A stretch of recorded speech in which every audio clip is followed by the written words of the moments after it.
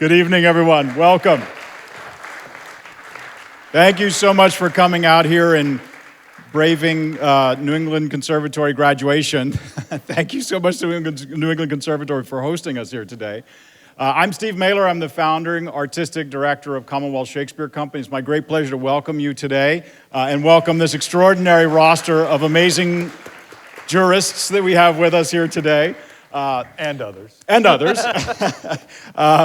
You obviously know us for Shakespeare on the Common, and we all want you to come see Cymbeline this summer, directed by Fred Sullivan, who's performing for you tonight, briefly.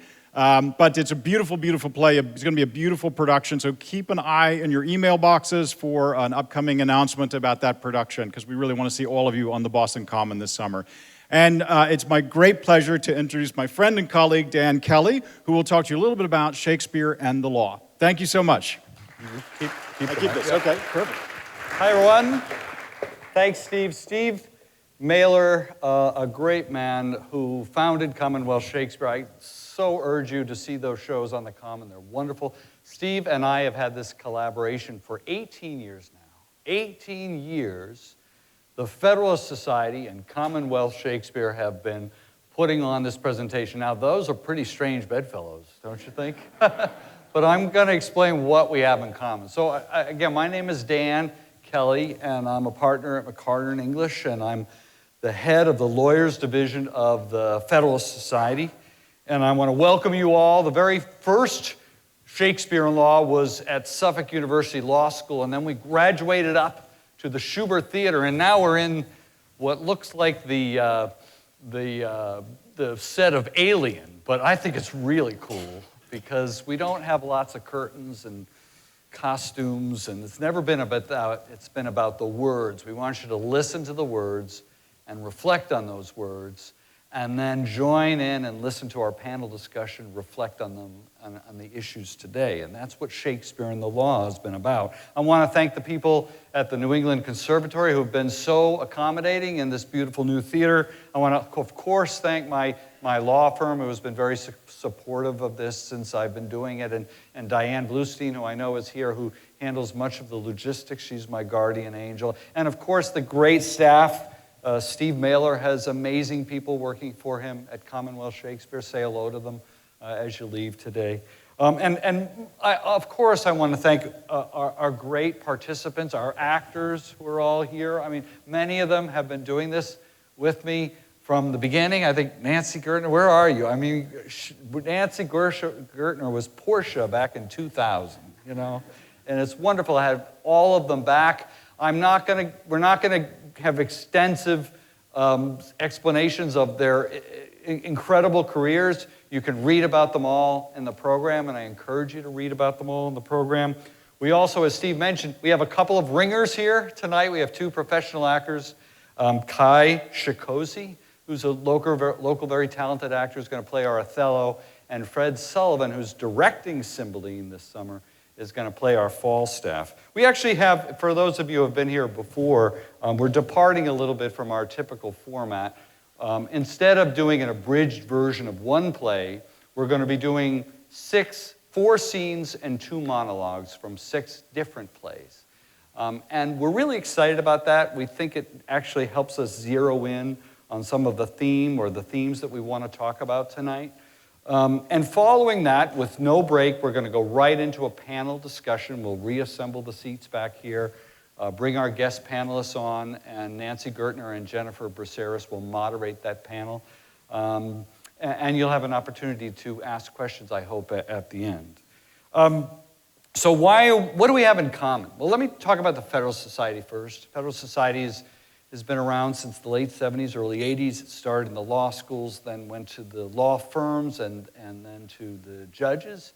And it's an organization that really is dedicated to talking about original constitutional principles as framed by the great writers of the Federalist Papers, John Jay, James Madison, and who's the greatest of them all?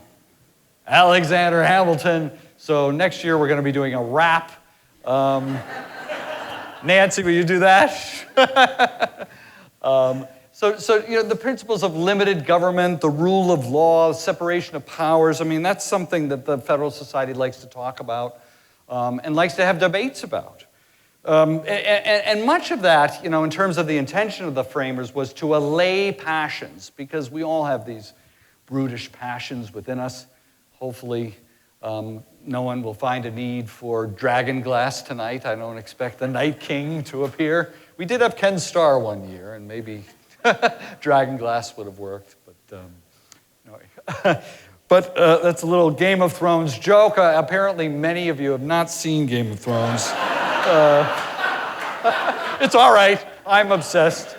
So it's allaying passions, ensuring fairness, due process, and justice. Now, those are big, fancy words, but those words have a lot of meaning for Americans, right? And a lot of meaning for the framers who sent us off on this voyage. So again, what do we have in common? Well, what do judges and actors have in common? I mean, they're both in search of what? The truth. Great. Pilate's question 2,000 years ago, what is the truth? Well, that's what we try to portray on the stage. And that's what judges try to do in terms of making decisions. Try to figure out what the truth is. It's not easy. David Mamet, the famous playwright who did Glengarry Glen Ross and many other great American plays, wrote a book on acting called True and False. And his idea was strip yourself of bias, of any, approach acting with a selfless spirit. That's what he said. Show joy, awe, and speak the truth.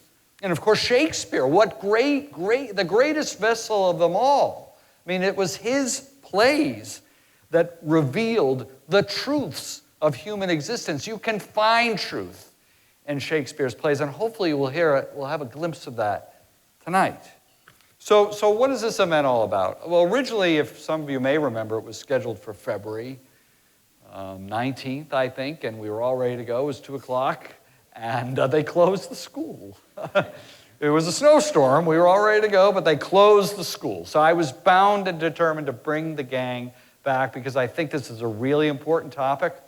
And one of the great things about this event, which is a true collaboration of people of all different political stripes, voices, opinions, is that a peaceful, collaborative endeavor of great people with very different points of view who can get together and chew on some Shakespeare and then talk about these issues based upon what you've just heard, right? So during the Kavanaugh hearings, and then with the rise of the Me Too movement, you started seeing the slogan and T-shirts, and it was everywhere. And it was just 2 words, I believe, right? Or I believe her. So I wanted to talk about belief, right? Because I don't think belief can be an absolute. There may be people here who disagree, that there has to be some evidence, some grounds to believe someone. I mean, that's what a courtroom is all about, right? So judges or senators or tribunals at a university or a boardroom or even in your family home, when your kids have come in like the Brady Bunch and the vase is broken, who did it? Was it Greg or Marcia? There has to be some standard by which to measure as to whether that belief is true, and that's what we're going to talk about. And Shakespeare actually thought a lot about that issue, and I think you'll see it come out in different ways as we go through each of these plays. And of course, one might argue that there might be some circumstances where you don't need proof, you don't want proof. It's just you believe, right? And you act. Maybe sometimes that's warranted. We can talk about that and think about that. And then we can flip that whole argument and we can say, well, maybe there really isn't a truth. Maybe we're so infected by bias and prejudice and I don't know what, different perspectives and different upbringings and different backgrounds, that we really can't know the truth. That's a scary thought for me, but I think that's a belief that's held by many people. We'll talk about that. So that's enough of me. So we have 7 different plays I have to introduce. And I'm not going to give a long, sort of tortured, awful history and could never do of each of these plays or the plots, but I'm going to say a little bit about it, okay? So our first play is Henry IV, Part 1. So picture yourself, I live in Southie, so it's very easy, a dingy tavern filled with wastrels, thieves, drunks, murderers, actors. And into that scene, we find 2 characters, right? We find the future king of England, Prince Hal, who becomes Henry V. And we find what Harold Bloom calls, even above Hamlet, the greatest Shakespearean character of them all, Sir Falstaff, right? Falstaff. In fact, he calls him the greatest wit in all of literature. He is a compulsive liar and a fabricator. He fakes death to avoid injury. He steals for sport. He seduces married women. He lords over the dregs of society, and we love him.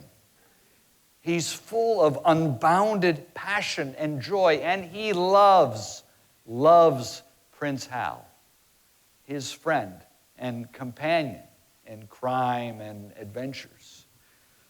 He is passion without truth.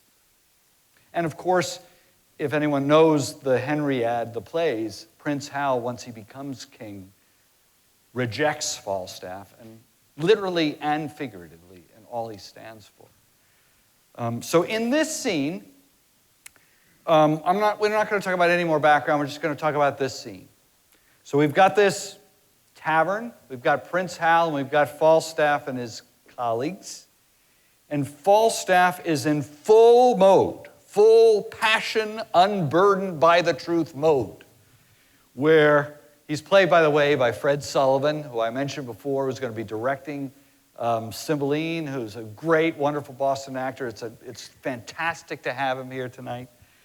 Falstaff comes in, he boasts of some great heist, some great thing that he's stolen, which has been disrupted by an overpowering force. But yet, there have been brave acts of bravery and heroism in this struggle. Of course, none of it is true. And everyone in the room knows it. So I present you Henry IV, Part 1.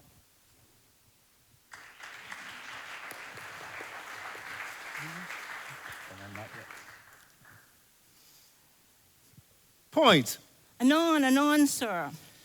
Sarah, Falstaff and the rest of the thieves are at the door. Shall we be merry? As merry as crickets, my lad. Welcome, Jack. Where hast thou been? A plague on all cowards. I say, end of vengeance. Marry and amen. Give me a cup of sack, boy. A plague on all cowards. Give me a cup of sack, rogue. Oh, and there's no virtue extant. You rogue, there's lime in the sack, too. There is nothing but roguery to be found in villainous man. Yet, a coward is worse than a cup of sack with lime.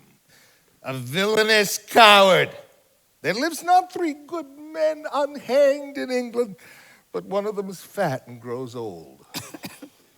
God help the while. A plague on all cowards, I say still. Why, you horse-unround man? What's the matter? Are not you a coward? Answer me that. And Poins there? Zoons, you fat paunch. And you call me coward, by the Lord, I'll stab thee. Oh, I call thee coward? I'll see thee damned ere I call thee coward. But I would give 1,000 pound I could run as fast as thou canst.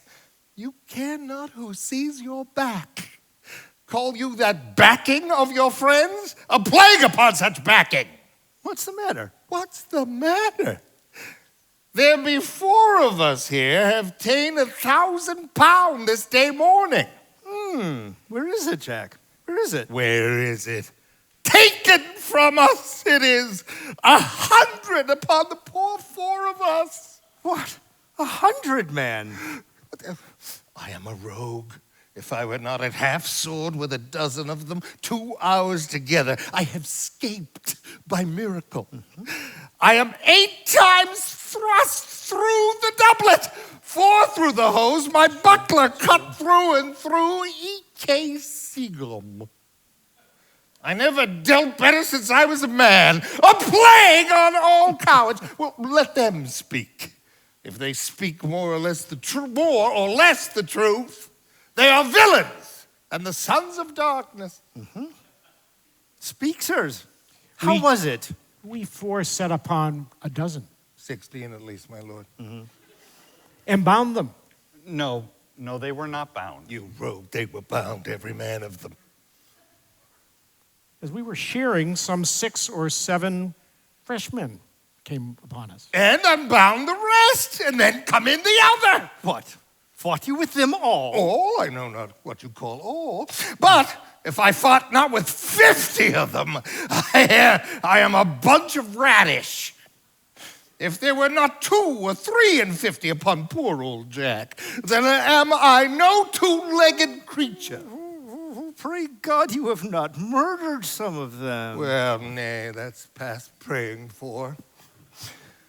I have peppered 2 of them.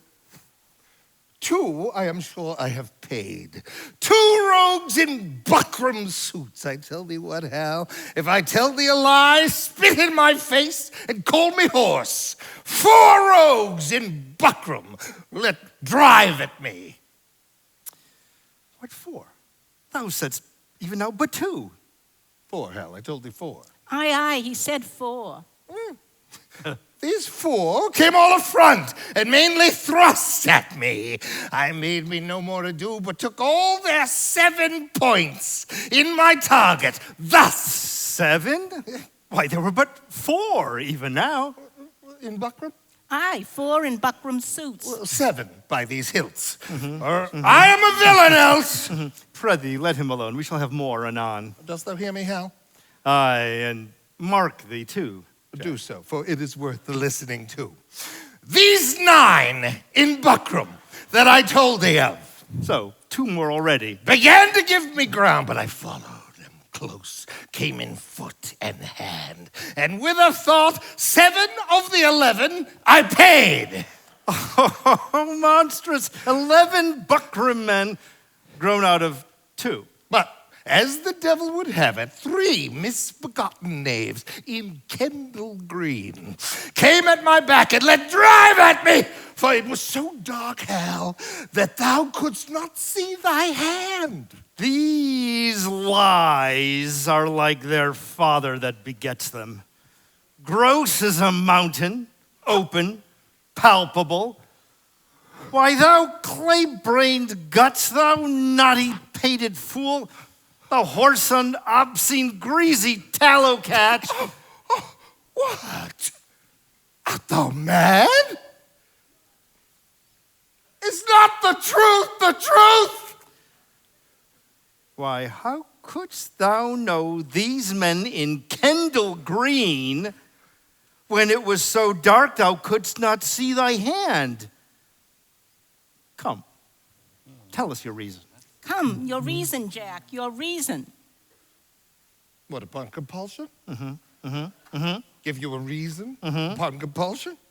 If reasons were as plentiful as blackberries, I wouldn't give no man a reason upon compulsion, I'll be no longer guilty of this sin, this sanguine coward, this bed presser, this horse backbreaker, this huge hill of flesh. Blood! You starveling, you elf skin, you dried neat's pizzle, you stockfish, oh, for the breath to utter what is like thee, you tailor's yard, you bowcase, you vile standing tuck. Well, breathe a while.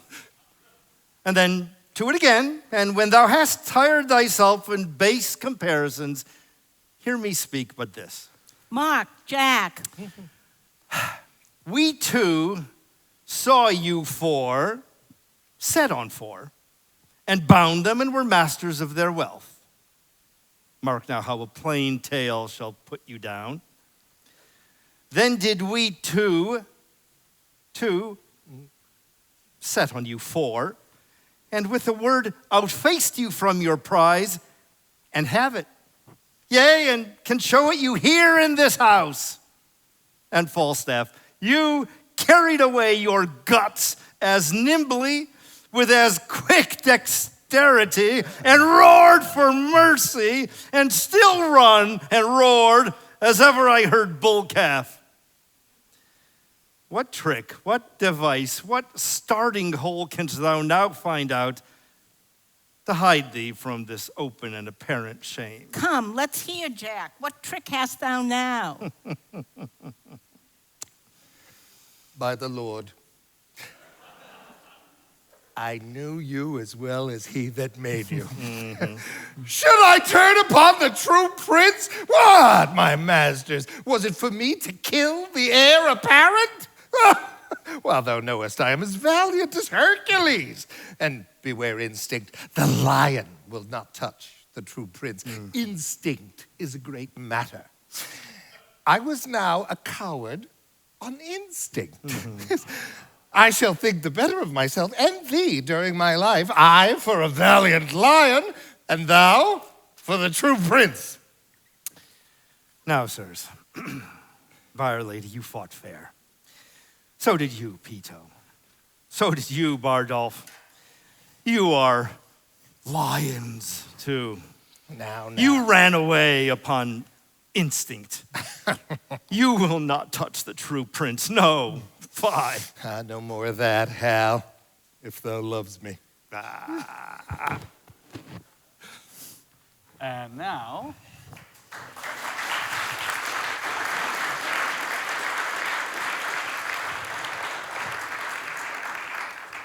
we go to ancient Rome. I always wanted to say that, Rome.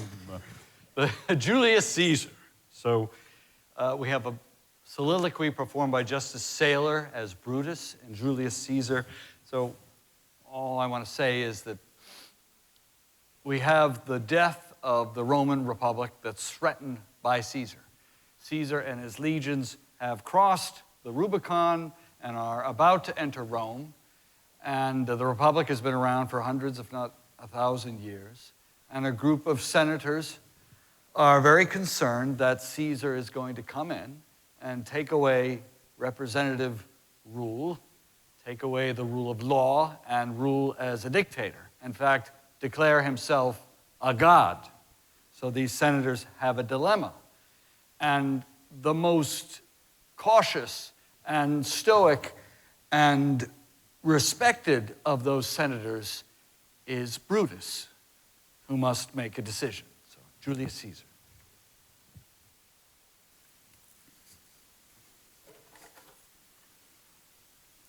It must be by his death. And for my part, I know no personal cause to spurn at him, but for the general. He would be crowned. How that might change his nature, there's the question. It is the bright day that brings forth the adder and that craves weary walking. Crown him that, and then I grant we put a sting in him, that at his will he may do danger with. The abuse of greatness is when it disjoins remorse from power. And to speak truth of Caesar, I have not known when his affections swayed more than his reason.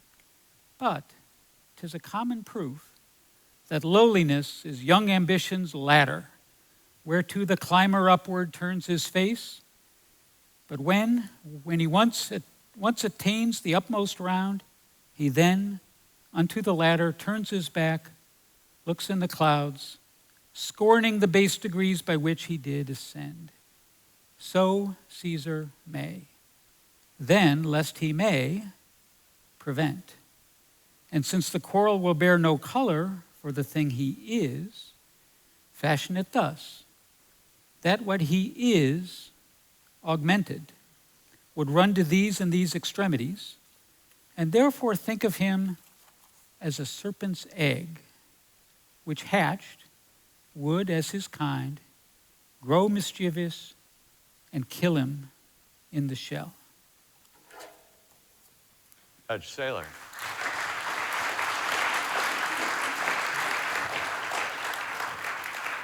Now we go on to measure for measure, the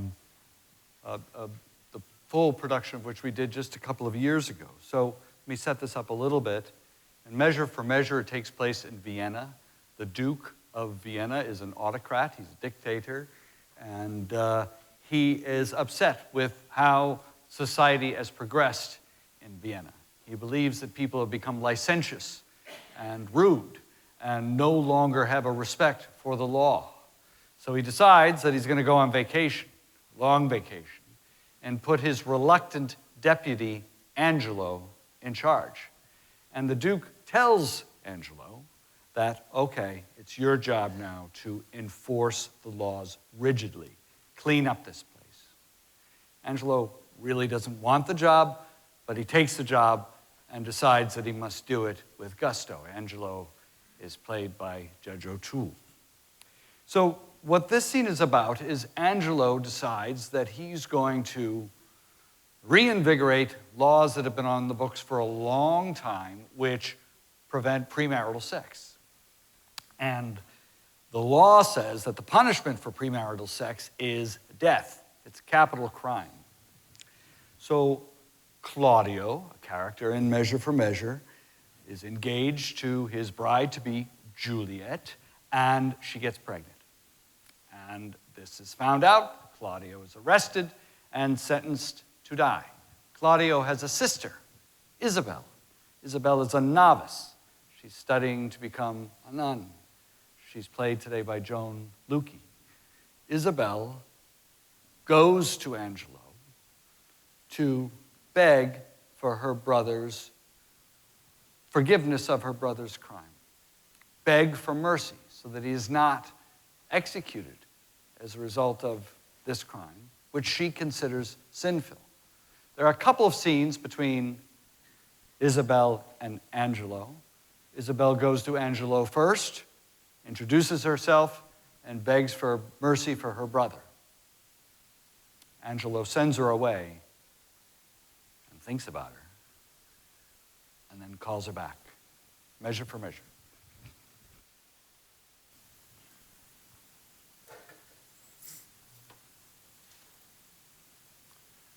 When I would pray and think, I think and pray to several subjects. Heaven hath my empty words, whilst my invention, hearing not my tongue, anchors on his will. God in my mouth as if I did but only chew his name, and in my heart the strong and swelling evil of my conception. How now, fair maid? I am come to know your pleasure. That you might know it would much better please me than to demand what is. Your brother cannot live. Even so, heaven keep your honor. Yet he may live a while, and it may be as long as you or I. Yet he must die. Under your sentence. Yea, which had you rather, the most just law now took your brother's life, or to redeem him, give up your body to such sweet uncleanness as she that he hath stained? Sir, believe this. I had rather give my body than my soul. I talk not of your soul. Our compelled sins stand for number than for account. How say you? Answer to this. I, now the voice of the recorded law, pronounce a sentence on your brother's life. Might not there be a charity in sin to save a brother's life? Please you to do it. I'll take it as a peril to my soul. It is no sin at all, but charity. Please you to do it at peril of your soul were equal poise of sin and charity. That I do beg his life, if it be sin, heaven let me bear it. Nay, but hear me. Your sense pursues not mine. Either you're ignorant or seem so crafty, and that's not good. Let me be ignorant and in nothing good, but generously to know I am no better. To be received plain, I'll speak more gross. Your brother is to die. So, Admit no other way to save his life, as I subscribe not that nor any other, but in the loss of question that you, his sister, finding yourself desired of such a person whose credit with the judge or own great place could fetch your brother from the manacles of the all-binding law, and that there were no earthly mean to save him, but that either you must lay down the treasures of your body to this supposed, or else to let him suffer. What would you do? the impression of keen whips I'd wear as rubies ere I'd yield my body up to shame. Then your brother must die. And 'twere the cheaper way. Better it were a brother died at once than that a sister, by redeeming him, should die forever. Were you not then as cruel as the sentence? Ignominy and ransom and free pardon are of two houses. Lawful mercy is nothing kin to foul redemption. Please conceive, I love you. My brother did love Juliet, and you tell me he shall die for it. He shall not, Isabel, if you give me love. I know your virtue hath a license in it which seems a little fouler than it is to pluck on others. Believe me, on mine honor, my words express my purpose. Ha! Little honor to be much believed, and most pernicious purpose. Seeming. I will proclaim thee, Angelo, look for it. Sign me a present pardon for my brother, or with an outstretched throat, I'll tell the world what man you art. Who will believe thee, Isabel? My unsoiled name, the austereness of my life, my vouch against you, and my place in the state will so your accusation overweigh that you shall stifle in your own report and smell of calumny. I have begun, and now I give my sensual race the rein. Fit thy consent to my sharp appetite, or else he must not only die the death, but thy unkindness shall his death draw out to lingering sufferance. Answer me tomorrow. Or by the affection that now guides me most, I'll prove a tyrant to him. As for you, say what you can. My false o'erweighs your true.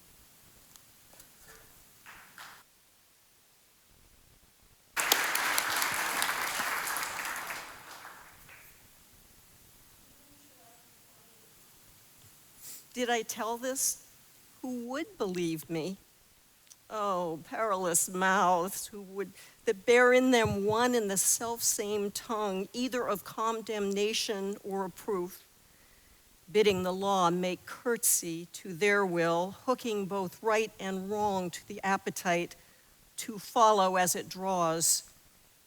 I'll to my brother, though he has fallen by prompture of the blood, yet hath he in him such a mind of honor that had he 20 heads to tender down on 20 bloody blocks, he'd yield them up before his sister, should her body stoop to such abhorred pollution. Then, Isabel, live chaste, and brother, die. More than our brother is our chastity. I'll tell him yet of Angelo's request and fit his mind to death for his soul's rest.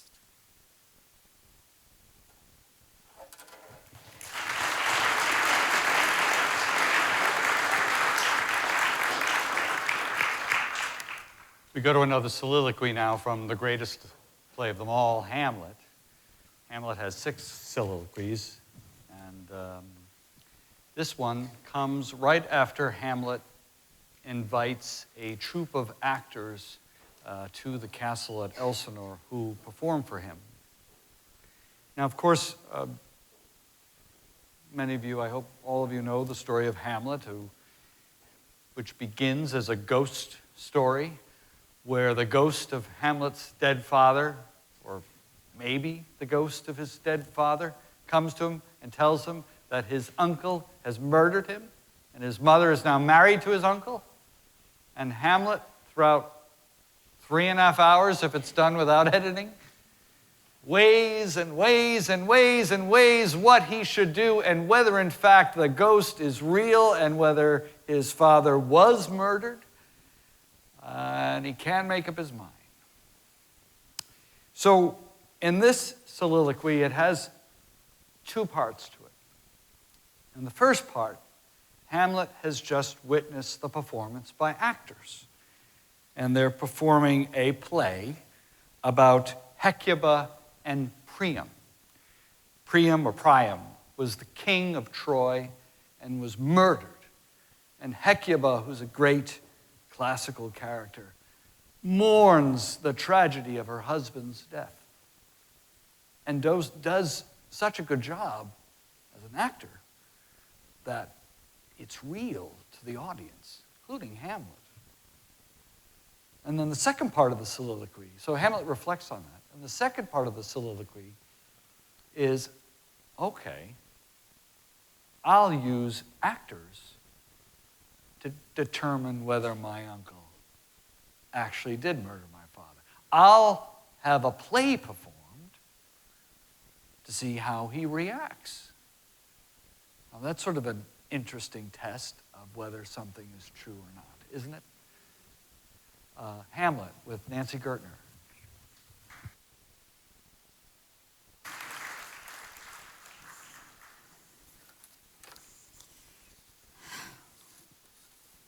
Oh, what a rogue and peasant slave am I.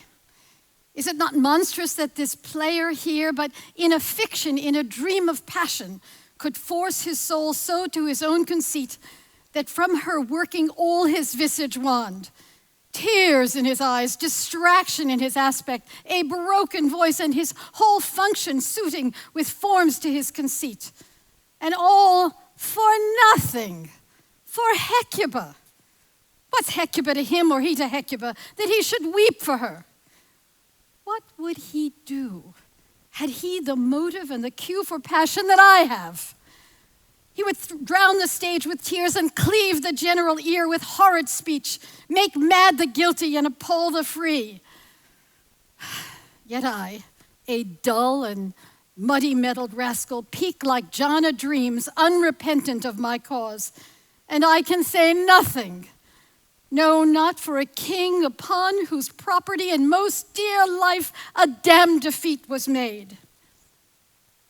Am I a coward? Who calls me villain, breaks my pate across? Ha, zounds, I should take it. For it cannot be that I am pigeon-livered and lack gall to make oppression bitter. Oh, vengeance! Ha, fie upon it. Foe, about my brains. I have heard that guilty preachers sitting at a play have, by the very cunning of the scene, been struck so to the soul that presently they have proclaimed their malefactions. For murder, though it have no tongue, will speak with most miraculous organ. I'll have these players play something like the murder of my father before mine uncle. I'll observe his looks. I'll tend him to the quick. If he do blench, I know my course. The spirit that I have seen may be the devil, and the devil hath power to assume a pleasing shape.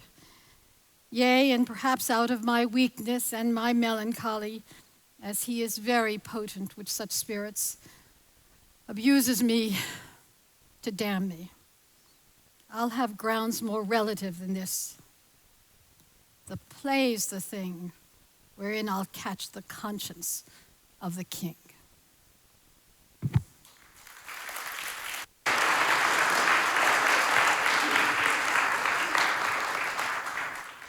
So our penultimate scene, our second to last scene, for those who don't know the definition of penultimate, like me, is Othello. Now you might think we might do the sort of crashing end of Othello where he wrongfully and horribly strangles his wife Desdemona because of a false belief that she has cheated on him. But we've decided to do one of the first scenes in the play, and I'll tell you why. So Othello takes place in the city-state of Venice during the Renaissance. It's a very rich state. It's led by a duke who's played by Judge Woodlock. And the duke is supported by a bunch of rich guys, nobles, the richest of whom is Brabantio, played by Judge Riazobel. Now, Brabantio's daughter is Desdemona. Now, the nobles and the Duke of Venice have a problem, and the problem is one of their territories very far off, Cyprus, is under threat of rebellion. And Venice doesn't have a standing army. They have to go to mercenaries in order to defend not only the city-state, but their territories as well. So they go to the greatest general mercenary of them all, and that is Othello. Othello, a Moor from northern Africa, someone who's highly respected by the noblemen as a great general, but yet he is still not one of them. He's an outsider. He's a foreigner. He's not their race. But they need him. The Duke needs him. And Othello has been under their service for some time. So this disparity between their respect for Othello and their need for Othello comes crashing down in the first scene, where it is discovered that Othello, lo and behold, has secretly eloped with the daughter of Brabantio, the richest man in Venice, Desdemona. And some of them, including Desdemona's father, is convinced that she could never have done so consensually. That's a nice parallel. Their failure to believe, an absolute conviction that something cannot be true, with Othello's absolute conviction that his wife is an adulteress, which was also not true. Othello, ladies and gentlemen.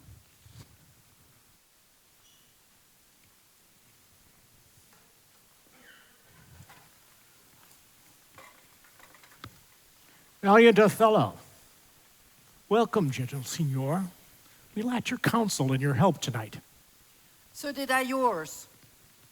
Good your grace, pardon me. Neither my place nor aught I heard of business hath raised me from my bed. Why, what's the matter? My daughter, oh, my daughter. Dead?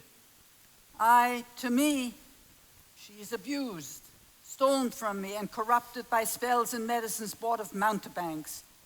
For nature so preposterously to err, being not deficient, blind, or lame of sense, sans witchcraft could not.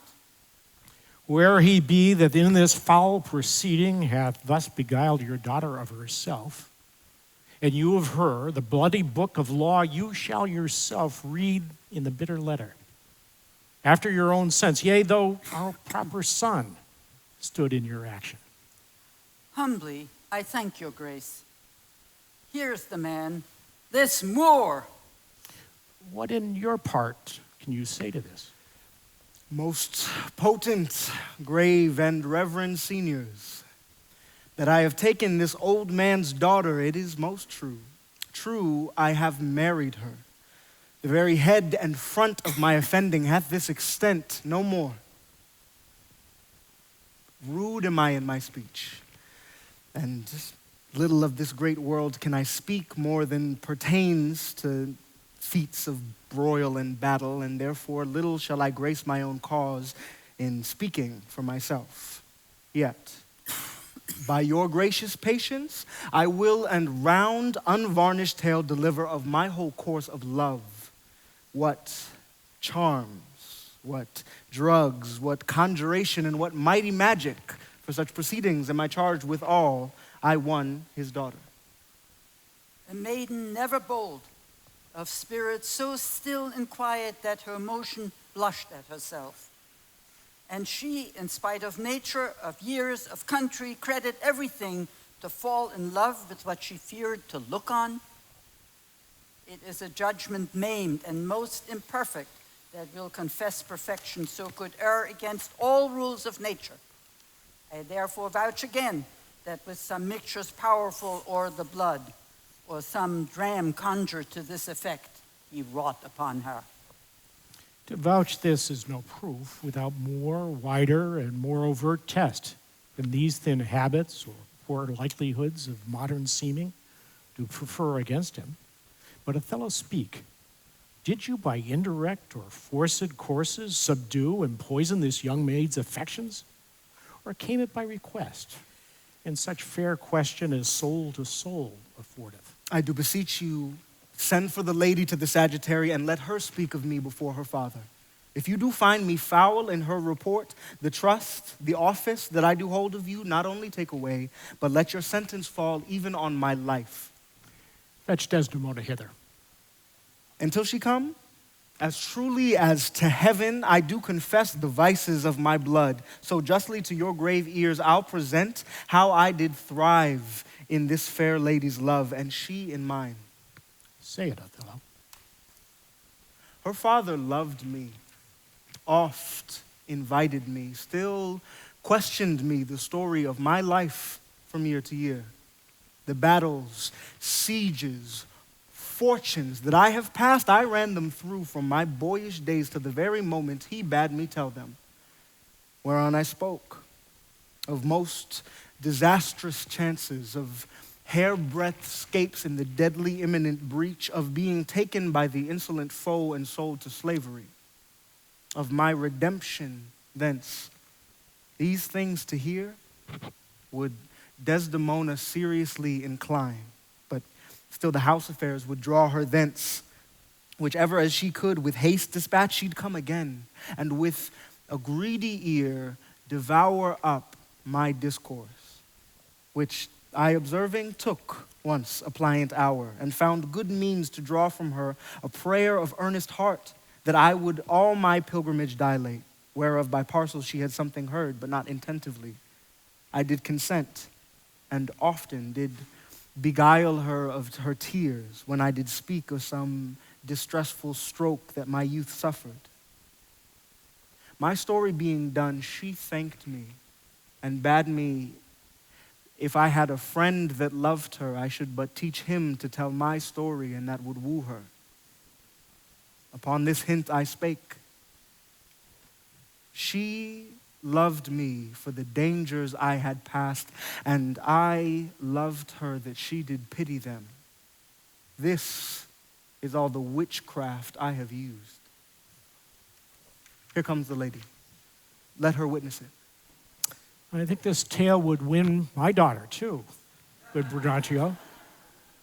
Take up this mangled matter at the best. Men do their broken weapons rather use than their bare hands. I pray you hear her speak. If she confesses that she was half the wooer, destruction on my head if my bad blame light on the man. Come hither, gentle mistress. Do you perceive in all this noble company where most you owe obedience? My noble father, I do perceive here a divided duty. To you I am bound for life and education. My life and education both do learn me how to respect you. You are the lord of duty. I am hitherto your daughter. But here is my husband, and so much duty as my mother showed to you, preferring you before her father, so much I challenge that I may profess due to the more, my lord. God be with you. I have done. Please it your grace. Unto these state affairs I'd rather adopt a child than get it. Come hither, Moor. I here do give thee that with all my heart, which but thou hast already, with all my heart I would keep from thee. For your sake, Jewel, I am glad at soul I have no other child, for thy escape would teach me tyranny to hang clogs on them. I have done, my lord. Let me speak like yourself and lay a sentence, which as a grise or a step may help these lovers into your favor. When remedies are passed, the griefs are ended. By seeing the worst, which late on hopes depended, the robbed that smiles steals something from the thief. He robs himself that spends a bootless grief. These sentences to sugar or to gall, but words are words. I never yet did hear that the bruised heart was pierced through the ear. I humbly beseech you, proceed to the affairs of state.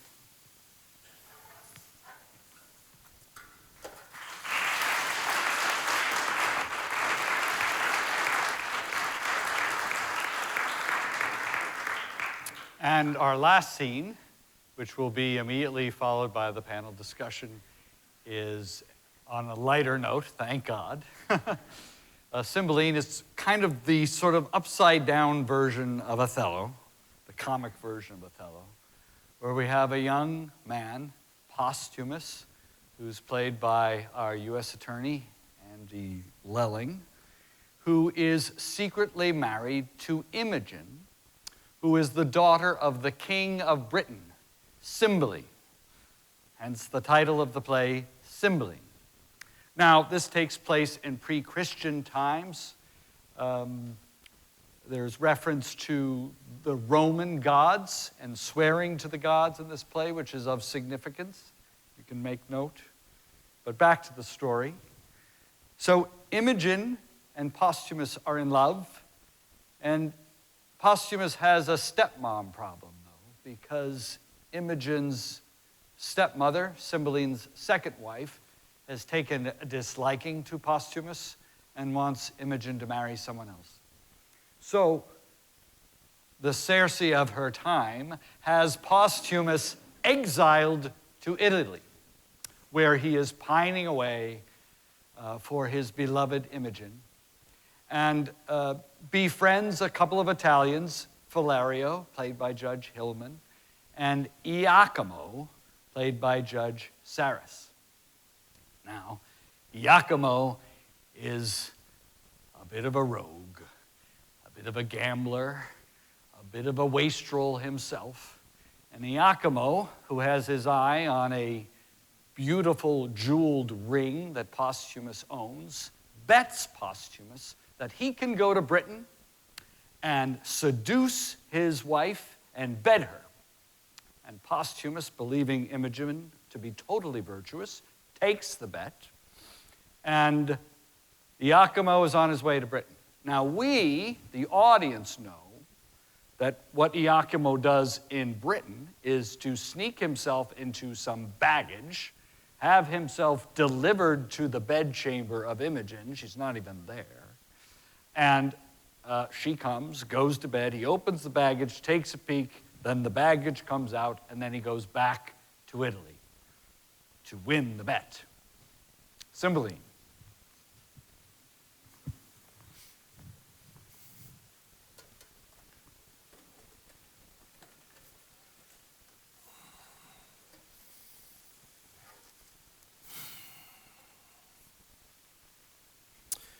Fear it not, sir. I would I were so sure to win the king, as I am bold her honor will remain hers. See, Iachimo. Welcome, sir. I hope the briefness of your answer made the speediness of your return. Your lady is one of the fairest that I have looked upon. And therewith all the best. Sparkles this stone as it was wont, or is it not too dull for your good wearing? If I have lost it, I should have lost the worth of it in gold. I'll make a journey twice as far to enjoy a second night of such sweet shortness, which was mine in Britain, for the ring is won. The stone's too hard to come by. Not a whit. Your lady being so easy. Make not, sir, your loss your sport. I hope you know that we must not continue friends. Good sir, we must, if you keep covenant. Had I not brought the knowledge of your mistress home, I grant we were to question farther, but I now profess myself the winner of her honor, together with your ring, and not the wronger of her or you, having proceeded but with both your wills. If you can make parent that you have tasted her in bed, my hand and ring is yours. Sir, my circumstances being so near the truth as I will make them, must first induce you to believe, whose strength I will confirm with oath, which I doubt not you'll give me leave to spare when you need it not. Proceed. First, her bedchamber, where I confess I slept not, but profess that was well worth watching. It was hanged with tapestries of silk and silver. The story, proud Cleopatra, when she met her Roman, so bravely done, so rich, that it did strive in workmanship and value. This is true, and this you might have heard of here by me or from some other. More particulars must justify my knowledge. So they must, or do your honor injury. The roof of the chamber with golden cherubims is fretted. Her andirons, I had forgotten them, with 2 winking cupids of silver, each on 1 foot standing, nicely depending on their brands. This is her honor. Let it be granted you have seen all this, and praise be given to your remembrance. The description of what is in her chamber, nothing saves the wager you have laid. Then, if you can be pale, I beg but leave you to air this jewel. See? And now 'tis up again. It must be married to that your diamond. I'll keep them. Jove, once more let me behold it. Is it that which I gave to her? Sir, I thank her that she stripped it from her arm. I see her yet. Her pretty action did outsell her gift, and yet enriched it too. She gave it to me and said she prized it once. Maybe she plucked it off to send it to me. She writes so to you, doth she? No, 'tis true. Here, take this too. It is a basilisk unto mine eye. Kills me to look on it. Let there be no honor where there is beauty, truth where semblance, love where there's another man. The vows of women of no more bondage be to where they were made than they are to their virtues, which is nothing, above measure false. Have patience, sir. 'Tis not, and take your ring again. 'Tis not yet won, and may be probable she lost it. Or, who knows if one of her women, being corrupted, hath stolen it from her. True. And so I hope he came by it. Back my ring. Render to me some corporal sign about her more evident than this, for this was stolen. By Jupiter, I had it from her arm. Hark you, he swears. By Jupiter, he swears. 'Tis true. Nay, keep the ring. It's true. I'm sure she would not lose it. Her attendants are all sworn and honorable. They induced to steal it, and by a stranger? No, he hath enjoyed her. The cognizance of her incontinency is this. She hath bought the name of whore thus dearly. There, take thy hire, and all the fiends of hell divide themselves between you. Sir, be patient. This is not strong enough to be believed of one persuaded well of. Never talk on it. She hath been colted by him. If you seek further satisfying, under her breast, worthy the pressing, lies a mole, right proud of that most delicate lodging. By my life, I kissed it, and it gave me present hunger to feed again, though full. You do remember this stain upon her. Aye, and it doth confirm another stain as big as hell can hold, were there no more but it. Will you hear more? Spare your arithmetic. Oh, that I had her here to tear her limb meal? Is there no way for men to be, but women must be half workers? We're all bastards, and that most venerable man which I did call my father was I know not where when I was stamped. Some coiner with his tools made me a counterfeit, yet my mother seemed the Diana of that time. So doth my wife the nonpareil of this. Oh, vengeance, vengeance.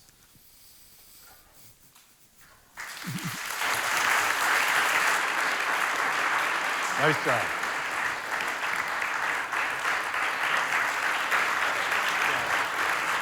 Use the go.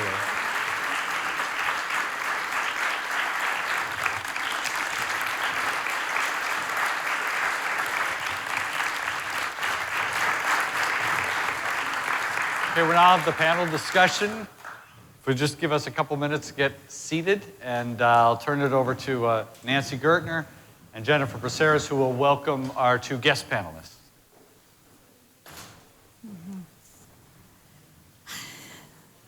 Yep. Lights are going to go up or not? Sure, yeah, either way. It doesn't matter.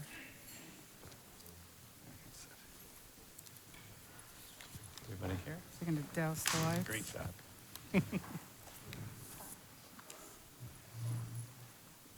Thanks for coming, everyone. We have some great panelists today, and I'll just introduce them to you briefly because their bios are in your book. First, we have Samantha Harris. She's Vice President for Procedural Advocacy at the Foundation for Individual Rights in Education, otherwise known as FIRE, where she focuses on free speech and due process on campus. Joan Lukie is an accomplished trial and appellate lawyer, a partner at Choate Hall, where she is currently representing Dartmouth College in a very interesting Title IX case that I hope she'll be able to talk a little bit about today. She's past president of the prestigious American College of Trial Lawyers, the first woman to hold that position. And to my left, Wendy Kaminer is a lawyer, author, and social critic who writes about feminism, religion, popular culture, and other topics, and serves on the Massachusetts State Advisory Committee to the U.S. Civil Rights Commission. So each of them are going to speak briefly and give you some of their insights into the plays and the scenes that we saw performed, and how they relate to some of their work and some of the topics we've seen in the news lately. And after that, we'll ask them a few questions and ask the panelists some questions and then open it up to you all. So we will begin with Samantha Harris. Yeah. Thank you. I'm really honored to be here for this event in such illustrious company. It's wonderful, and everyone was terrific. There's so much to discuss here, but I'm going to try to keep my thoughts brief so that we all have time and then time for some questions. So I work at FIRE, an organization that defends students' free speech and due process rights. And in recent years, we've seen many universities dispense with even the most rudimentary due process protections in campus sexual misconduct adjudications. And the result is that large numbers of students have found themselves expelled and branded as sex offenders, often without so much as a hearing or an opportunity to ask questions of their accuser or of witnesses, or even to see the evidence against them. So in this context in which I work, the scene from Julius Caesar really leapt out at me. This scene to me was all about a presumption or a lack thereof of innocence based on group stereotypes and notions of collective blame. Brutus justifies killing Caesar by arguing that while Caesar himself has not yet abused his power, he will, because that's what people in power do. So Caesar may, Brutus says, and lest he may, prevent. He likens Caesar to a serpent's egg, which will do evil once hatched, and says that to prevent this, we must, quote, kill him in the shell. And while few people, I think, would openly admit it, I think that there's a lot of this kill him in the shell mentality in the treatment of sexual misconduct accusations on campus today. And to illustrate this, I want to just share a quote from one person who I think pretty much did openly admit it, and that was Ezra Klein, writing for Vox, on why he supports affirmative consent laws, despite admitting that they will necessarily penalize consensual conduct. So Klein says, quote, critics worry that colleges will convict young men of sexual assault for genuinely ambiguous situations. Sadly, That's necessary for the law's success. It's those cases, particularly the ones that feel genuinely unclear and maybe even unfair, the ones that become lore and frats and cautionary tales that fathers email to their sons, that will convince men that they better be pretty damn sure. So to me, that's a sort of a modern day iteration in this setting of kill him in the shell.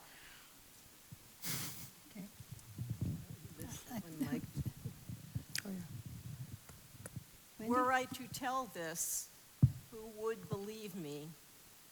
That was Isabella's line in her soliloquy at the end of the scene that Judge O'Toole and I performed. Interestingly, today in this Me Too world, we automatically, taking that line as an abstract concept, pulling it out of the play, would think of gender. We are far more aware today, because of the Me Too movement, of gender than we were even 10 years ago. In truth, Shakespeare was writing about the difference in stature, in position within the community. The concept was that Angelo would be believed as a lieutenant of the Duke, presumably the second most powerful person in Vienna, even though Angelo sounds Italian, in Vienna. And that was Angelo's belief, and sadly, it was also the belief of Isabella, not because she was a woman, interestingly, but because she, a novice young, had none of his stature or power. All factors, then Othello deals, of course, with race as well, all factors, race, stature, gender, raise important issues of our ability to assess the truth. The reason I love the jury system, and particularly a system that requires at least a jury of 12, because frankly, the more people, the better for what I'm about to say, is that it is more likely through the filter of 12 sets of eyes that jurors will assess the truth in situations of head-on conflict. All of us are plagued with some form or another of implicit bias. It cannot be helped. We can only hope that a time will come when it is gone. Today, I would say, though, while we focus, because of the Me Too movement, on gender, we mustn't lose sight of the other issues of economic stature, of race, of religion. All are important, and we cannot presume anyone's guilt. And in that, the quote I might take some issue with. In any instance where an accusation is leveled, we must find the arbiters who can listen to both parties and without the effect of bias or filtered through the ability of hearing the voices of others in a jury, for example, will reach the actual truth. Thank you, Joan. Wendy? How do we distinguish between knowledge and belief? How do we assess credibility? When is the credibility or incredibility of an accuser or an accused enough for us to take action under the law? And what are the limits of law? When is vigilantism or some form of vigilantism justified because a wrong is not actionable? These are the questions and themes that came to my mind as I listened to all of these scenes. The excerpt from the Henry play from Henry IV, I think, illustrates the ease of decision-making when the distinction between knowledge and belief is clear. Falstaff is engaging in what we might charitably call truthful hyperbole. Hal knows that there is no truth to his hyperbole because Hal was there. Case closed. Hamlet was also there on the battlements when the ghost of his father appeared, but he doesn't know if he can trust what he's seen, as Hal knows that he can trust what he has seen. He doesn't know if his vision is true or if it's a demon born of his own despair. And so he sets this test. And yet, even though he can't believe his own senses, He knows that appearances are deceptive, as he tells us in his soliloquy about the play. He knows that actors can very convincingly project sham passions. Yet he decides that he will trust the appearance of his uncle during the play, even though his uncle is an actor too. His uncle has been acting the part of a bereaved and innocent brother. But what else, aside from his uncle's appearance, can he go on? What else does he have? He's seeking some sort of corroboration. He decides that the corroboration of Claudius's appearance during the play is sufficient, and he's deciding that that should justify his action. Does he already believe the accusation that his father's ghost has offered? It's hard to know, and of course Hamlet is the epitome of confusion. I think you might infer from his confusion and from the contradictions in his soliloquy that he does in some ways assume the guilt of Claudius, but that he's looking for corroboration, for justification, for action. Othello will kill Desdemona, though not in this excerpt. You're safe for a time, Jennifer. I was killed by Wayne Budd a few years ago. When we Well, did this. and yet here you are. And yet I live to tell the tale. Yet here you are. Partly because Othello doesn't question the false corroboration of a handkerchief, and also because he never really allows Desdemona to defend herself. He doesn't listen to her. Posthumus sort of questions the corroboration that's offered to him, but he also doesn't allow his wife to be heard. He doesn't even listen to the accused, much less weigh her credibility. And then there's the question of whether Othello somehow tricked or exploited Desdemona, not by witchcraft, he persuades, but was his seduction of her by the telling of all his exploits, was that a kind of manipulation? Is courtship manipulation? Well, of course it is. But many human interactions are manipulative, and that's not the business of law. I mean, if it were, then everyone in this room would have a criminal record. So, you know, and to think that Desdemona has somehow been tricked or exploited or subtly coerced, much less harassed, is to assume that she has no agency, that she doesn't know her own mind or her own desires. Maybe Desdemona knows what she wants. Now, we can't know that. We can only believe. And sometimes all we have is belief, and that, I think, is really the challenge of the Me Too movement. And I think its value is that it shows us that sometimes when all you have is belief, and you don't have the kind of objective knowledge that Hal can have in the Henry play, we can't let that paralyze that into inaction.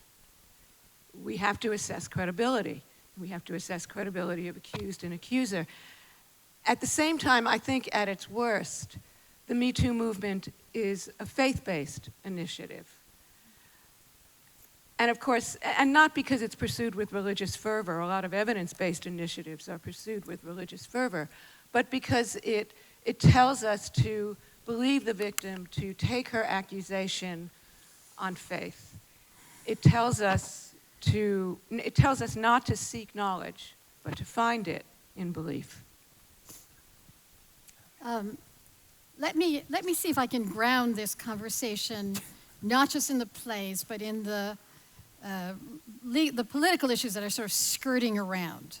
And so one with respect to power and belief. The Me Too movement, the movements on campus, were a response to the sense that women had been disbelieved for a very long time.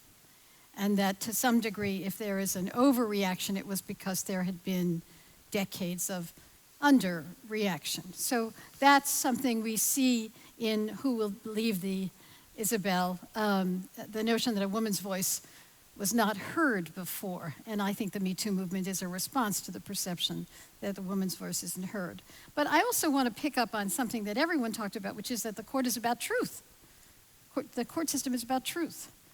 In the Hamlet excerpt, the notion that Hamlet will be able to figure out whether or not the king did the dirty deed because of his demeanor is an interesting question.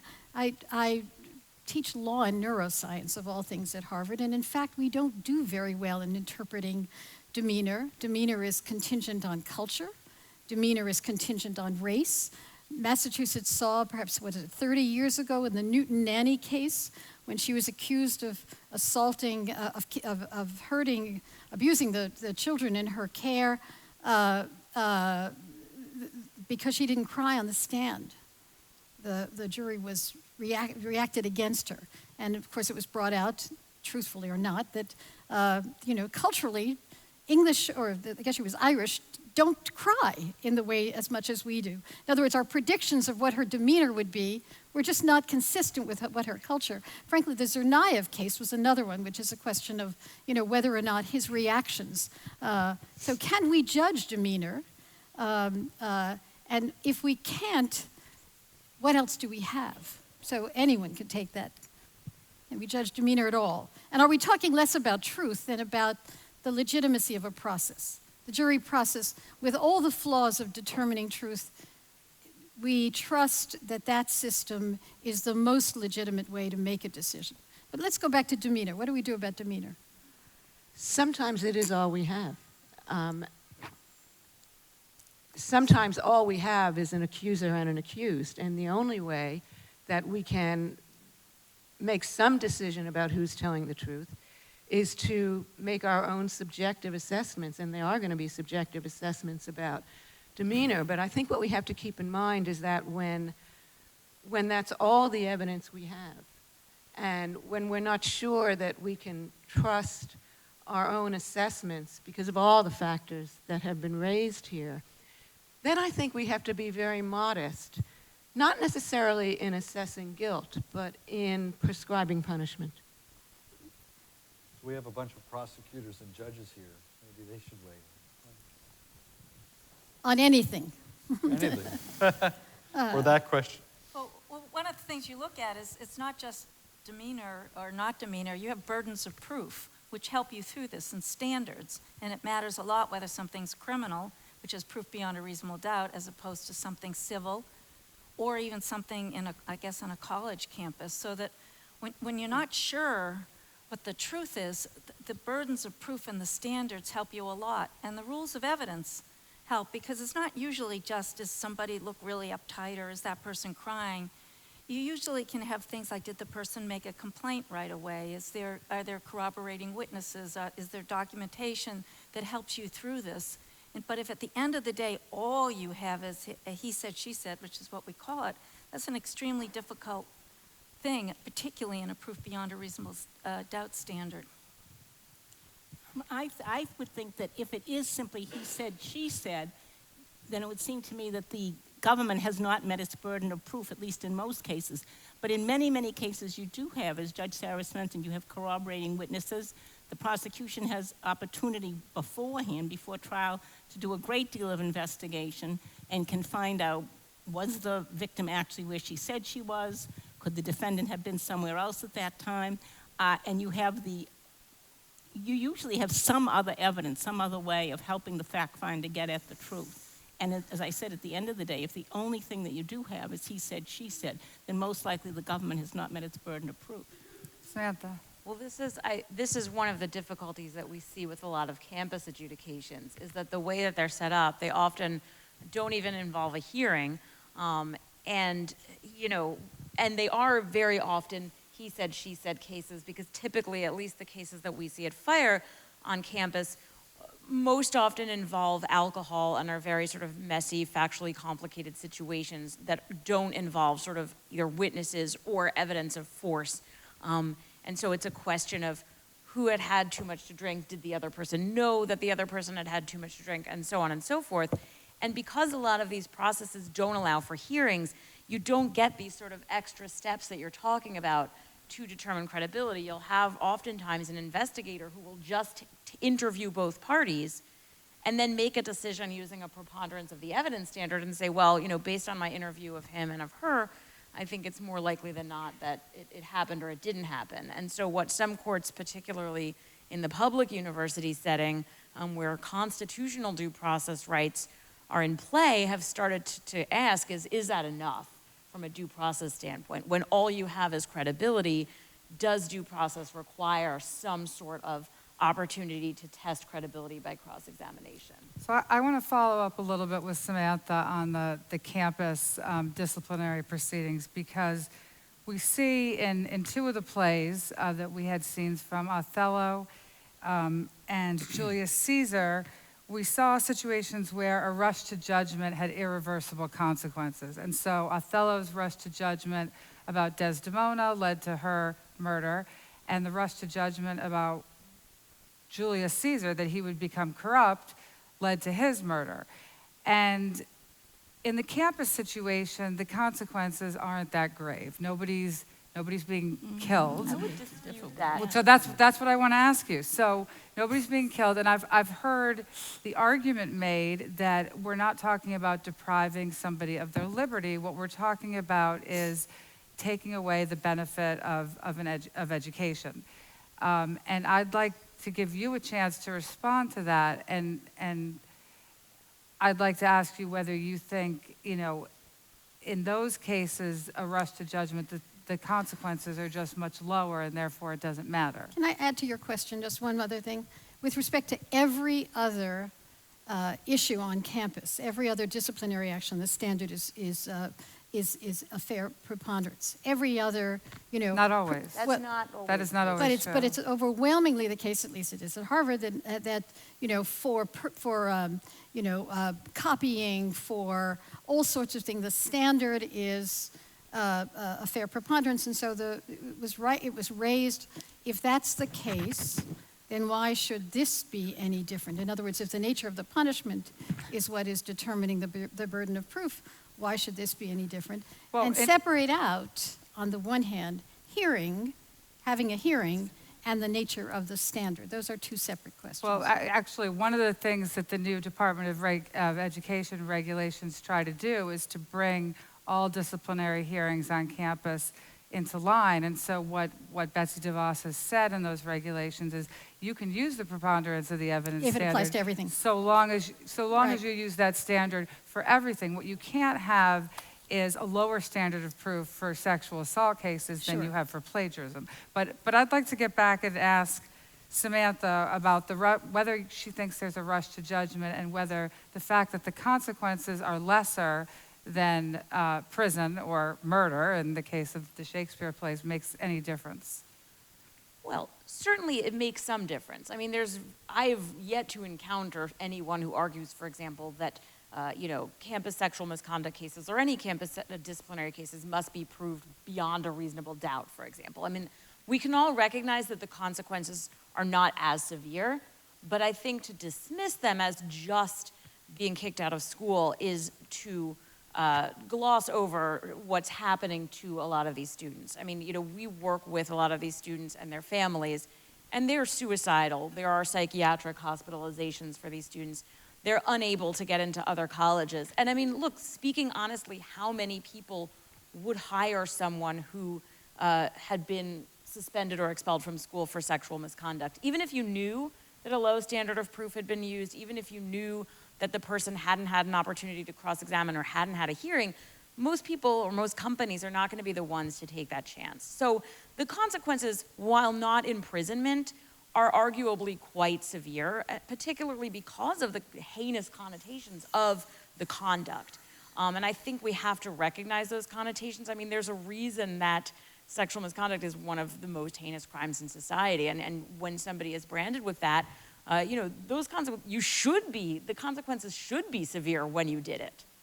But we should be able to figure out with some degree of certainty whether or not you did it before imposing those consequences. And too often on campus, that's not happening. Judge Taylor. The burden of proof is just one of the procedural safeguards that you need in all of this. I mean, we have developed over centuries, really, procedures and processes for resolving issues. These are quasi-criminal proceedings, and in a criminal case, you have the right to know what you're charged with. You have the right to see the evidence. You have the right to confront your accuser. You have the right to counsel. You have the right to a neutral fact finder, the right to an appeal. At least in a case I dealt with, none of those existed, none at all. Imagine you're a 19-year-old accused of a serious, what is in effect a crime, and you're not allowed to see the evidence. You're not allowed to confront your accuser. In my case, it was somebody who was expected to appeal something against the university's lawyer, against a lawyer, to a panel of 3 people. Every person in the room had read the opinion. He was not allowed to read the decision against him, and yet he was supposed to appeal from it. Jennifer wrote a column a while back that said we always compare things to the Star Chamber. In fact, people in the Star Chamber had more rights than a lot of students on campus. And to me, it's amazing in 2019 that we're even having this conversation, to have, you know, every case decided on its own facts, to have a fair process, to go through the evidence, have a right to counsel advising you, confront your accuser. These are things that one would have thought were resolved about 1789 or so, and they are everywhere except on college campuses and everywhere except in certain kinds of cases. And it's the more you know about these things, frankly, to me, the more shocking they are that they're happening in 2019 in the United States of America. And I'll just quickly add that if you want to become more intimately acquainted with these issues, I commend you all to read Judge Saylor's opinion in Doe v. Brandeis, which is the case he was talking about. It's an absolute tour de force about the importance of fair process on college proceedings, and I quote it pretty much on a weekly basis. So. Thank you, Samantha. I think that it is maybe the one way to look at this is that there's been a swing, right? I mean, so there were years in which women were told when they made a complaint to, you know, keep it under their hat and don't do anything about it. And there's no question there was a swing in the other direction. That is to say, the kinds of things that we're talking about here. And the question is whether or not, how far we go to restore the balance. You would agree, wouldn't you, Judge Saylor, that certainly a campus proceeding is not the equivalent of a criminal trial. So No, there are dimensions that are different. You know, it's awfully darn close. When your college record says permanently that you are a proven sexual predator and you lose your job offer, you can't go to grad school, you can't go to any other college, you aren't going to prison, but it's kind of bad. And it just seems like right. we ought to have a fair process in place if that's what's going to be the result of this. But the question is how much do you pick and choose in a certain sense. So, for example, there are issues about confrontation. There are issues in court about confrontation. There are issues in college campuses about confrontation as well. I'm surprised, former Judge Gertner, to hear you say this. Surely you value the ability to confront one's accuser as the cornerstone of a fair process. Right, but the issue in college campuses, for example, one thing that, again, the Harvard process did, the question is whether or not much like you do with child victims, whether the parties have to be in the same room, whether cross-examination entails aggressive cross-examination directly, one-on-one. And if you don't allow a lawyer, of course, That's and you right. don't allow the accused to do the cross-examination, then there is no cross-examination. Right, it's like you take from column A, you allow lawyers, but do you allow a direct confrontation? Do you allow written questions? Do you allow separate rooms? I mean, I think the question in is how many far. of these cases, the people that Samantha defends would just be happy to have any of that. Right. I mean, they weren't given any opportunity to question the story of their accuser other than, maybe through a written statement. So. Right, that's right.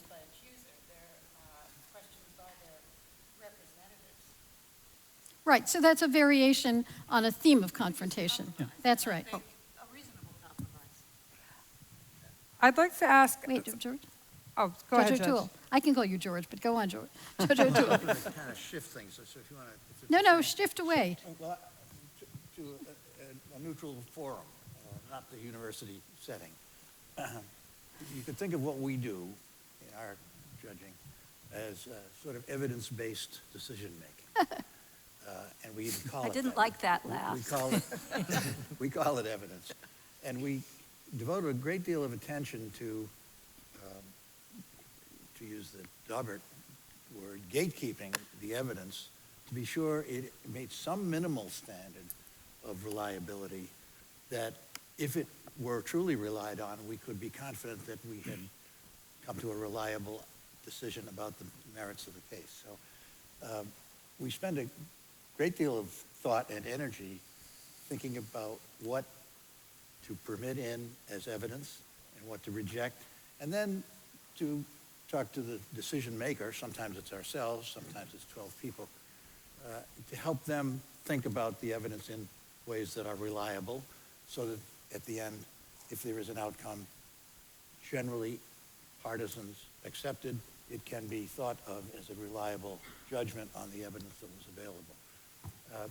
I tell jurors, in thinking about testimonial evidence, that there are three sort of foci that they might think about.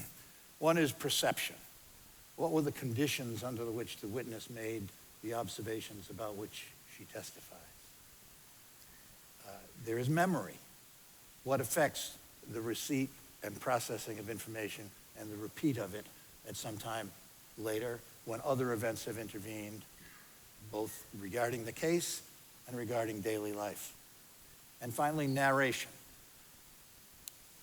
Some people are better at expressing themselves, at accurately conveying what they think they know, and so on and so forth. And all of that is a sort of holistic way of getting a sense of what's true here and what isn't true. And to come back to, I think one of the first comments, I think it was from Joan, we are very fortunate to have the jury system. I've been doing this for 3+ decades, and I am absolutely confident that the vast majority of times, collective decision-making by jurors get it right. They don't get the only answer that's possible, but they get an answer that we can trust as reliable enough. And yet there are an awful lot of questions that you're not willing to put to the jury, right? I mean, that's what the suppression hearings and the exclusionary rules and all the rest of it are ultimately about. Whether some information that might be probative, that might help find the truth, is nevertheless too incandescent or too radioactive or too unfair that some of it's disciplinary. The jury, even though their judgment might turn out to be great. Some of it's disciplinary, just to be sure that the police stay within the bounds. Right, some is constitutional. In the case of a suppression motion. But yes, it also... But if it's disciplinary, does that mean that the goal is no longer truth. Only or just truth? There is a judgment that there should not be a conviction on evidence that is obtained in violation of rights. Some of these principles continue to be debated. I mean, we're going to have a huge debate in the next few years about cell phone information and tracking and so on. That is far from solved. And there are a lot of places you could draw the lines. But in the end, in a criminal prosecution, we want to be sure in that case that the standard of proof is met, that there is no reasonable doubt that the person has committed the crime. And if tainted evidence is used to get that conviction, we want to avoid that problem. Well, here's maybe a better example. What does every juror want to know? Does this guy have a record? Mm-hmm. Right? And we don't allow it because it would so warp the decision-making process And that it's not worth it. Also, normatively, we say, it's actually a wonderful sort of philosophical position that just because you did something wrong yesterday doesn't mean you did it wrong today. Does it make it more likely? Probably, but still, right. it's, right. you know. Right, but it distorts the but decision-making process. Or we don't allow a husband to testify against a wife, even though, or vice versa, even though that's probably fabulous evidence. And we don't do that. we don't do that because we don't want to interfere with the husband-wife relationship. So there certainly are boxes that are really normatively defined that we don't do, and that certainly arguably diminish truth. Can we take this out of the courtroom for a moment? Sure. I'm trained as a lawyer, though I don't practice, so But you play one on television. I'm kidding. But I've absorbed and really internalized all the notions about fair process and evidence and proof that function in a courtroom. But most people deal with accusations, with wrongs, with perceptions of injustices, and never get to court. And they have to figure out what's fair in their own disputes. I mean, in the plays, the excerpts from the plays that we just saw, we were often not in a courtroom or in any kind of legal venue. And I think one challenge is to bring some of these basic notions of fundamental fairness and how do you determine the truth, or how do you get close enough, and how do you coordinate what you know and what you don't know with degrees of punishment. I think the challenge is to bring that into, say, the world of social media, where a lot of people are accused and have their lives essentially ruined without any chance to defend themselves. You know, how do we, and social media, of course, it's just one venue, but one very large venue involving millions of people. How do we bring these notions into the way people interact with each other outside of courtrooms? Yes, Judge Sarris. So I have a lot of friends who are general counsels of universities. And when we first started talking about these issues, they would say, we can't do this stuff. This belongs in the courts. This is what you do. This isn't what we do. And I think what happened is people said to them, no, this is part of what a university must do. And so they started off with a set of procedures which felt very uncomfortable, like Judge Saylor's opinion points out. And I think people are struggling with what are the right sets of procedures. And I guess as the mom of two girls and the mom of two boys, I sort of see both sides of this issue a bit. And I have watched many trials as a Superior Court judge. I'm sure Judge Cowin has too, where in a proof beyond a reasonable doubt standard on a he said, she said, it's most often an acquittal.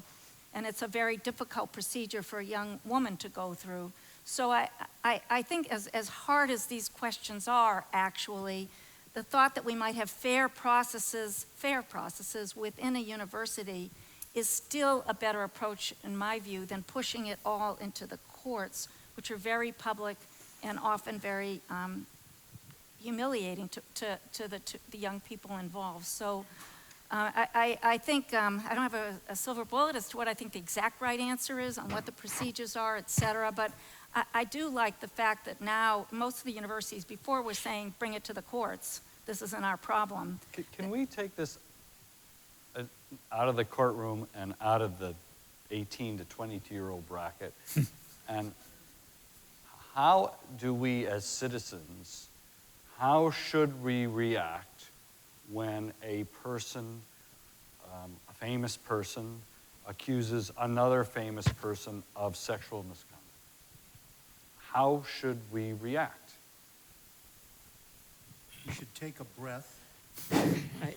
We should step back. We should let the facts, to the extent they will be developed fairly, be developed. Unfortunately, unfair factual development via the media is the exception rather than the rule, and not anything deliberate from the media, but in the digital world, it is so easy to perpetuate something and put it out there without any foundation that it takes on a life of its own without having the ability to verify and to check it out. I actually have a question about the media that I'll point to Jeff. And that is, what is the obligation of the media to withhold judgment, and particularly in terms of using the word alleged when talking about a crime that someone's been accused of? Recently, I read that one of the Me Too activists said that the media should stop using the word alleged perpetrator when talking about Harvey Weinstein and some of these other people. And I'm wondering what you think about that, and whether the term alleged is, a legal fiction that we should reserve for the courtroom, or whether the media has a moral obligation to not presume the guilt of somebody before they've been tried in a court. I think the alleged is just the label. That's just the fig leaf. It's not the use of the word alleged that's so important. It's the mindset that the use of the word alleged is supposed to represent. when an accusation is made, an accusation of sexual harassment or an accusation that someone was set upon by MAGA hat-wearing parties unknown in the middle of a freezing Chicago night and beaten up. It's not enough simply to say the alleged attacker. It's, within the newsroom for journalists, it's to remember that you're not supposed to report that something is true or even believed to be true if you haven't done the work to at least try to substantiate that. And yet, so when somebody makes a very public allegation, whether it's Christine Blasey Ford or Jesse Smollett, what is the obligation of the reporter or the journalist to dig in and find out whether they're telling the truth, or do they, as Rose McGowan said, have to just believe the accuser and report what they said? I think the first obligation for people on all sides of all these issues is to remember that you're supposed to believe something when you see it, not see it just because you believe it. And I think what Judge Hillman says is right. Your job is to take a step back. Don't, in the newspaper business, in the media, saying that you don't have to be the first into print or the first on the air, that's just spitting into the wind. That the impulse to do that is so powerful, so overwhelming that it's, you can talk about, wait till you've got some facts before you report them. The reality is that it's never going to be perfectly like that. But we have moved so far from the reality now. The culture now is so much one of the accusation is made, let's get it out there, and let's start, piling the wood around the fire and making the blaze burn higher and higher. I think the least of the concern is, do you put the word alleged before somebody that everybody, quote unquote, knows to be guilty, like Harvey Weinstein? That's a tiny piece of the problem. Far bigger is the problem of assumption. There is so much assumption out, and what makes it all the worse is that those assumptions are so often driven by political predilections. Well, you also have a libel concern. I think that there's very rarely going to be a situation in which the general counsel to a legitimate news organization, and I separate the internet from that, is going to allow a reporter on the basis of allegations of wrongdoing not to include the word alleged in front of the accusation, and that is rightfully so, because you should not be judging as a reporter whether one person's version of the events is accurate or not. But isn't it the reporter's job to ask questions? Judge Woodlock. I didn't mean to cut you off, except that I'll add my experience in journalism. Journalist. 100 years ago. I started out in Chicago, where the way that you got to learn about journalism is to work for the Chicago News Bureau, the City News Bureau. And they had a particular saying. The particular saying was, if your mother tells you she loves you, check it out. There are habits of restraint that have been eviscerated, enervated over the last 40 years with respect to social media in particular. And those habits have to be recovered so that people are saying, I want to take a breath, I want to develop this information in some fashion that's meaningful. That's why the court process that we've been talking about is valuable, because it does provide a little bit of opportunity to sit back, have an opportunity to be charged, understand the charge, and meet it. That's not happening anymore. It doesn't happen because of the 24-hour news cycle, I suppose. But the only way that you're going to get back at it is to develop those habits. And those habits are very hard to recover. Well, we've lost them to a large degree. It's also an interesting question about a fair trial, free press. You go back to the cases in which the Shepard case, what was it, 40 years ago, where a conviction was overturned. You date yourself. Because of it was a small town, and there was suppressed evidence that was in the newspaper. And you think about fair trial, free press today, about whether jurors can really disentangle themselves from Only the kind someone of from New maelstrom. York would call Cleveland a small My town. hometown is Cleveland. Small town, right? Smallish, right. It's true. You got it. All right, Samantha, and then we'll take some questions from the I'll audience. be brief here. I wanted to,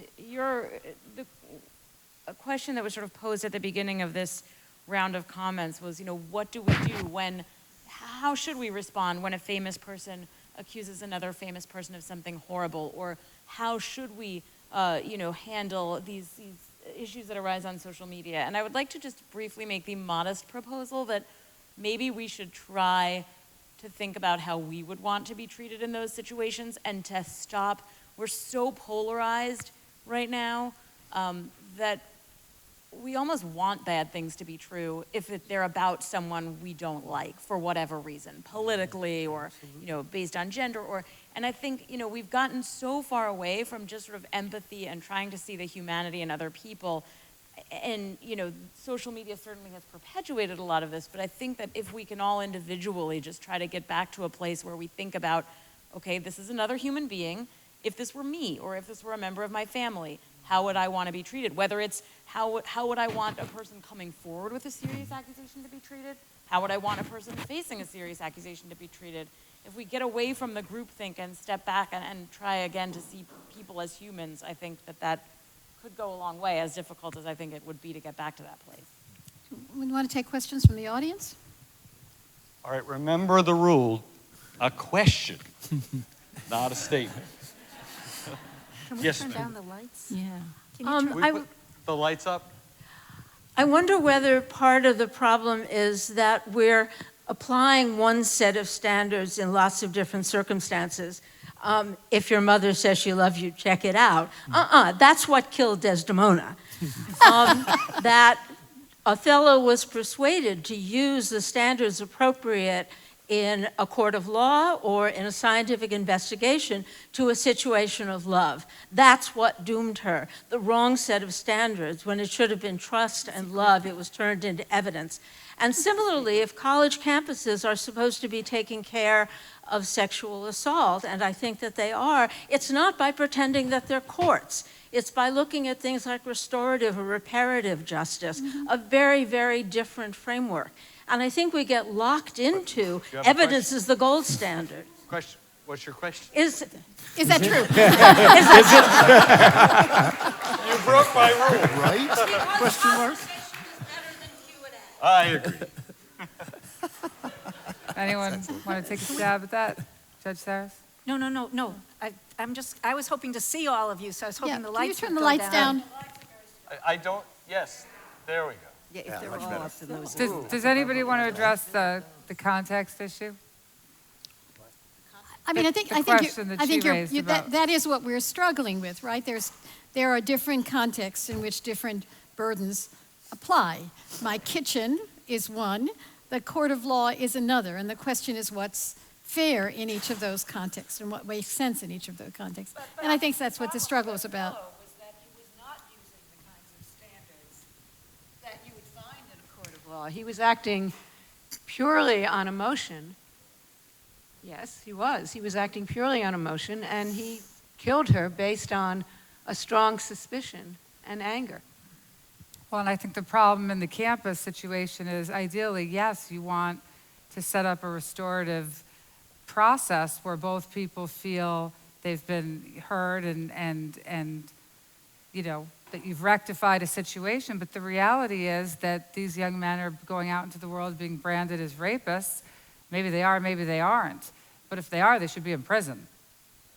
Well, it's also partly when we talk about sexual assault, you're talking about also a continuum of conduct, of which rape is one end, sexual harassment is the other. Right, and that's true. But the problem is the scarlet letter they're being tagged with is sexual assault, right? It's the assault word, and people assume that, as Judge Saylor said, future employers, other colleges they may want to get into. If you've been kicked out of college because you were found to have committed sexual assault, people assume you're a rapist. How about another question? Gentlemen, go to somebody with their hand. Go to somebody, right, there you go. Somebody with a hand up. I do have a very specific question. And some background to the question. I am an elected officer in the labor union that represents the faculty and professional staff for the Massachusetts community colleges. We also are seeing tremendous abuse of Title IX because we are representing the faculty and staff. It is horrifying. And to the point where I've seen, for example, a case where clear evidence was presented to the college that the accuser could not be telling the truth, and the college officially declined to consider it. So we see people losing their jobs, being kicked off campus. It's pretty bad. So I understand that there are some proposed reforms to Title IX, which I think the intent of it is good, but the abuses are out of control. What needs to be done, and how quickly can it be done to keep lives from being destroyed by false accusations or mishandled cases, or Title IX officers who lack wisdom and discretion in handling such a serious and sensitive issue? Samantha? Sure. Well, some of the reforms that have been proposed, I think, would go some of the way towards restoring some fairness to the system, in the sense that it would require, people who are accused to be able to see the evidence against them, to have some opportunity for confrontation. But I do think also some of it is recognizing that, we have had this pendulum swing, because so long as, I think, one of the things we didn't really talk about here, but that comes up a lot, is how the people who hear these cases on campus are trained, and what the assumptions are in their training. And I think that until people are trained to view these cases neutrally as adjudicators, right? I mean, one of the problems we've seen is that, you have this mantra of, believe the accuser. And I think what that originally meant was that, when a woman comes forward, or when anyone comes forward with an accusation of sexual misconduct on campus, there should be someone on that campus who is an advocate for that person, who takes them seriously, who helps shepherd them through the process. The problem is we've seen that standard imported into the adjudicative setting. And of course, it is the opposite of a jury's job, or an adjudicator's job, to go into the hearing or the investigation with a particular belief based on who's making the accusation. So I think, one of the things that really has to happen, and that's going to continue, I think, to fly under the radar unless it's investigated more thoroughly and dealt with, is the way those who address and hear these cases on campus are trained. And selected. Couple more questions. Selected. Yeah. Can I ask a question? What is the basis in colleges for not having more investigation? You mentioned, Samantha, at the very beginning, that the investigator usually just speaks to both parties, doesn't do any investigation. So why is the investigator so limited? And two, why is it so difficult? You appoint an advocate for the accuser, and I understand that, but why is it so difficult to appoint somebody to act as counsel for the accused? I think what you're talking about is really just the college's choice of procedure. The No, investigator. I don't think that that's completely true. I mean, there's like a blue ribbon approach, which is appointing counsel, confrontation, what we're talking about here. Not all colleges can do that. Some of it is an issue of resources. This is not appointing counsel. Colleges don't let you have counsel. What happens is that only the well-heeled. Some will say you can have counsel if you can afford it, but not appoint, and that creates resource differentials. But there are many legal organizations provide pro bono counsel in the courts, and some could be found. Many people in college do have the resources to. They have money to go to college. They can have money to get a lawyer to keep them in college, and those who can't can at least go to pro bono. But if there are provisions that prevent any resources for the accused, it seems to me it's extremely unfair. Right. I mean, I think that it was a mistaken view, that it was a way of equalizing the playing field, and of course it was not a way of equalizing the playing field. But when I speak to colleges and universities about this issue, you get the blue ribbon, is an expensive, fair procedure, and we can't afford it. And then it becomes, what are the what are the changes they from could that? just start with letting the person who's accused see the charges against him, Sure. or the decision that he has to appeal. I mean, it really doesn't have to be expensive. You can just... It's interesting the colleges can afford to appoint an assistant, an associate, somebody to assist the victim.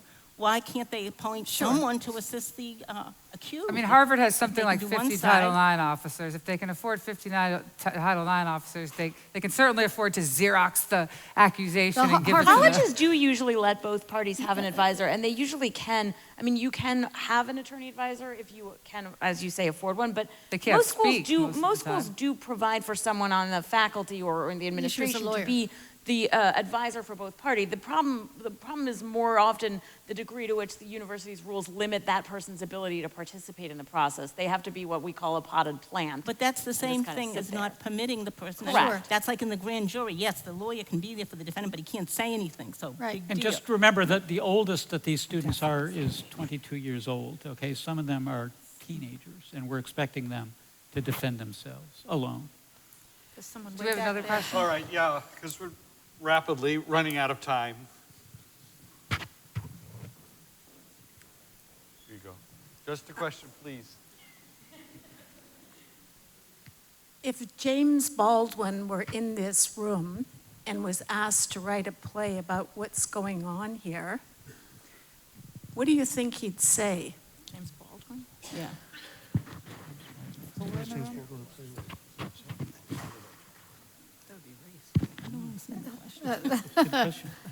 Say something about the race of the people here. What do you think? He'd say, go tell it on the mountain. Well, I was thinking, thank you very much for doing this. It was well done and very provocative, and I don't want to diminish the substance of most of what you've been talking about. But in the last week, I was thinking about having gone to see American Moor and how the one person of color here played Othello. I thought about listening to Rachel Rollins speak about a week ago at a breakfast about how she was trying to change things in the justice system. And one of the people in attendance described it as the criminalization of poverty. I thought about the problems we have in the prison. I thought about the play Measure for Measure, and I think most of us would agree that that law didn't make any sense in Measure for Measure, and we have a lot of laws that don't make any sense. And then I looked around the room and I looked at who was on the stage, and I thought, what's going on here? Well, Rachel Rollins was originally supposed to participate in this discussion. Wasn't she? Right. Yeah, Rachel Rollins sends her regrets and was going to play Isabel in Measure for Measure, but she had a conflict. So. Right, but you raise an important point, and that was the point. It was the Isabel point, which is, do people of different backgrounds have different voices? And that's a terribly important point to raise.